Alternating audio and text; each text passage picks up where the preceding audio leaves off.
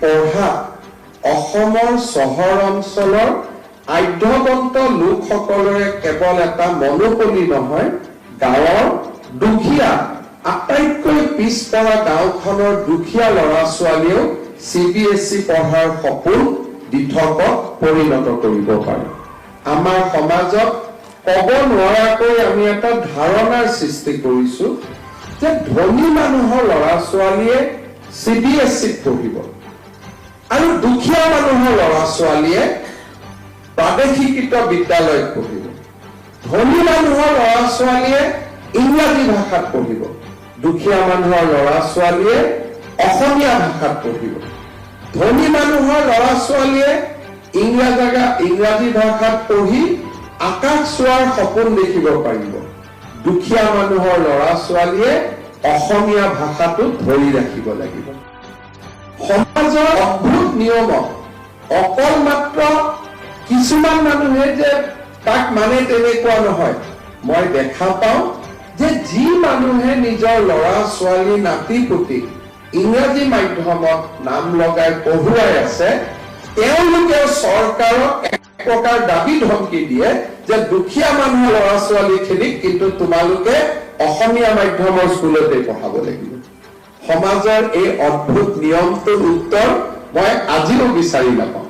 কেতিয়াবা আমাৰ সাংবাদিক পেপাৰৰ সম্পাদকসকলেও অসমীয়া মাধ্যমৰ কথা ডাঙৰ ডাঙৰকৈ লিখে।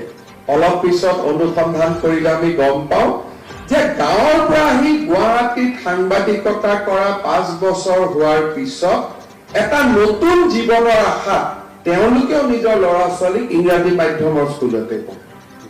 ব্যক্তিগত জীৱনত মই কৰা ভুলটো বুলি যাক মই ভুল ভাবো, মই নিজে ভুল নাভাবো, কিন্তু ব্যক্তিগত জীৱনত মই নিজকে এটা ভুল কৰা বুলি অনুভৱ কৰি মই শুদ্ধটো বেলেগৰ ল'ৰা ছোৱালীৰ পৰা আশা কৰি থাকো। এনেকুৱা ধৰণৰ পাৰ্থক্যৰ মাজত আমি জীয়াই থাকো। কিন্তু মই এটা কথা অনুভৱ কৰো যে ৰাজ্যত সেই সময়ত সৃষ্টি হোৱা এক প্ৰকাৰ শৈক্ষিক বাধাৰ পিছতো আমি এই 56খন স্কুলক CBSE ধৰি ৰাখিবৰ বাবে চেষ্টা কৰিছিলো। কাৰণ CBSE পাঠ্যক্ৰমে কোনো ব্ৰিটিছ বা আমেৰিকাত নিৰ্মাণ কৰা এই পাঠ্যক্ৰম নহয়, ইও ভাৰতৰ বুকুতে নিৰ্মাণ হোৱা পাঠ্যক্ৰম। আৰু CBSE পাঠ্যক্ৰমে ৰাষ্ট্ৰীয়তাৰ এক অদ্ভুত শিহৰণ আমাৰ গাত আনি দিয়ে। আৰু CBSE পাঠ্যক্ৰম কোনো বেলেগ মানুহে নিৰ্মাণ কৰা নহয়।